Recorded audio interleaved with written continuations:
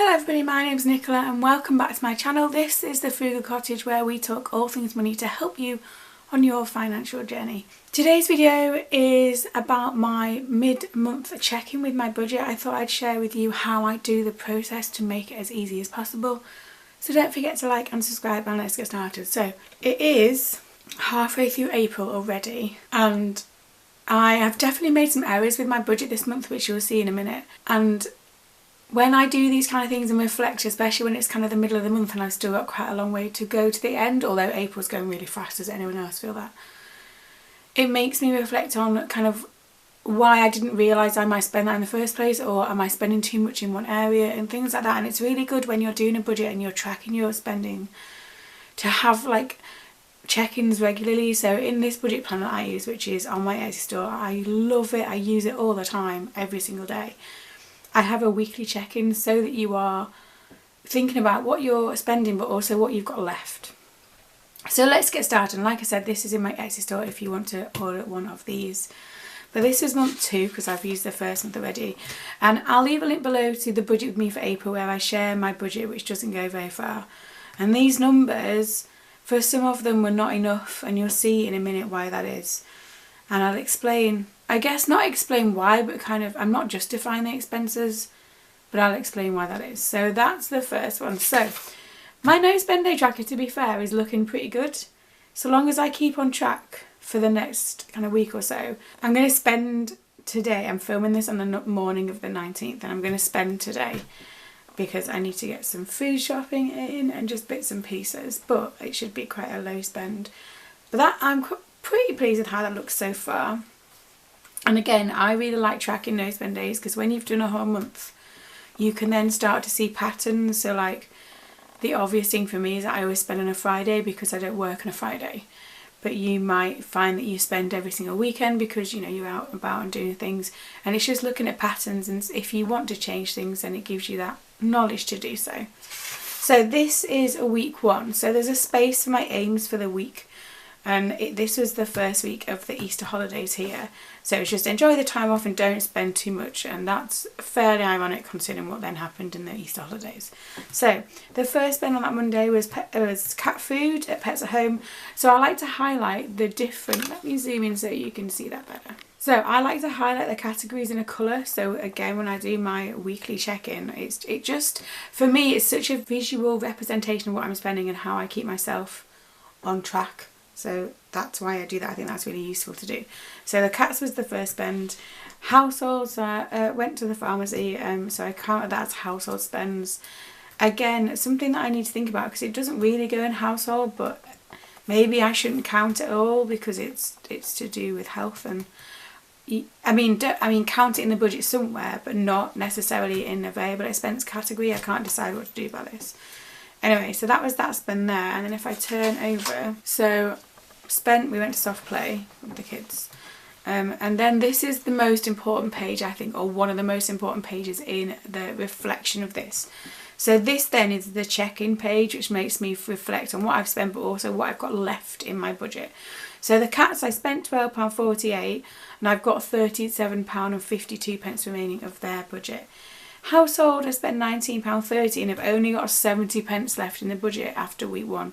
So clearly the household budget wasn't correct for this month, and that's one of the ones where some months I'll spend, as you'll see, over it, and other months I won't spend at all or very little out of it. And so overall, over the year, it does balance itself out, but it's tricky to do in terms of what to project for. Children, £10.50, and remaining is £19.50 at this point at the end of week 1. I had 4 no spend days, and I clearly didn't budget enough for household because I haven't. I clearly haven't, because I was left with 70p at the end of the first week, which is not enough, is it really, to be left with? So if I turn over, it then goes to week 2. Again, enjoy the week off, because I thought enjoy the time off because it was the second week of these holidays. And then 5 no spend days was the aim. So this was Easter Monday, so we didn't go anywhere. Tuesday was quite a spendy day, so I had to go to Asda for the food shop. I also got some more household things, hence why I obviously didn't budget for or enough for the household. And then actually I bought the kids some things. They needed some new clothes, they needed some new school clothes.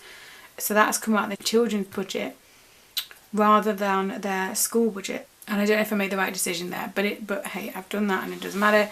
Wednesday, we then went to see the new Mario movie on Wednesday, and I'd promised them as we'd go and see that as soon as it came out. So we all went together, well, me and the two of them, and I treated them to some popcorn there as well. And it was, do you know what, it was really nice that they really enjoyed the film. We've had the song from the film on, I couldn't tell you how many times since, and I've played it on the piano while they're singing along, and I've recorded them doing a little performance of it. They've loved the song. If you haven't seen the Super Mario movie, you won't know what I'm talking about, but the song by Bowser in it has been played in our house a lot of times ever since. So it was lovely. And then I'd not actually factored in any eating out in the budget, had I? Let me just check. I don't think I did.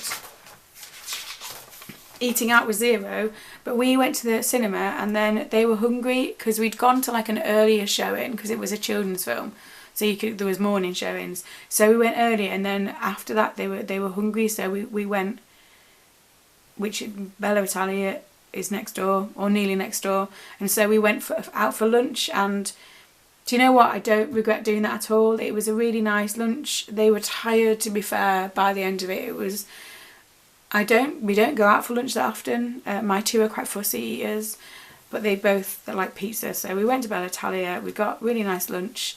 That wasn't in the budget at all though, and I didn't use the school holidays fund either.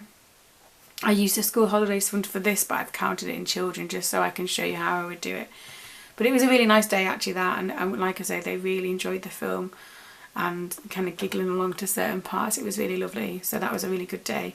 Thursday then we did nothing at all day. We had a day at home playing games, listening to that song, kind of just having a bit of a chill day. We watched a film at home. We watched a couple of films actually. Just had a really nice chill day, but obviously that means it's a no spend day, which is good. Friday I needed food again, so I decided, because this was going to be the food shop for the next week, because it's back to school and back to work and, you know, the normal routine. So I went to Sainsbury's because that's where we were near, £45.77, and then again more household stuff. Do you know what it is? It's like everything ran out at the same time, and some of this household stuff is stuff for the garden. So this one here at Asda was actually gardening things because I bought compost and some seeds for us to plant together.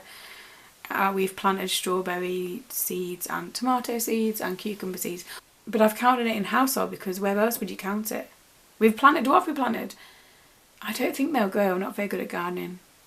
I'm not a gardener, so we'll see how that goes. We then had quite a lot of fun and made quite a bit of mess planting the seeds and watering them, and they're now on the windowsill.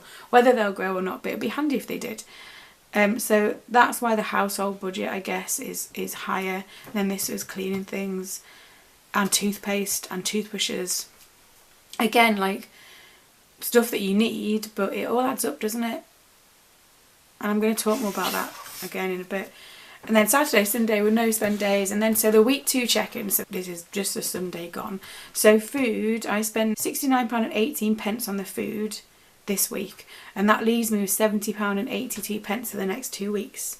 Now, I've been very mindful about only buying things we actually desperately need and kind of trying to, I don't know, like get through the rest of it. So some really kind people, and this goes with the cats and the pet food as well, some really, really kind people have bought things off my Amazon wish list.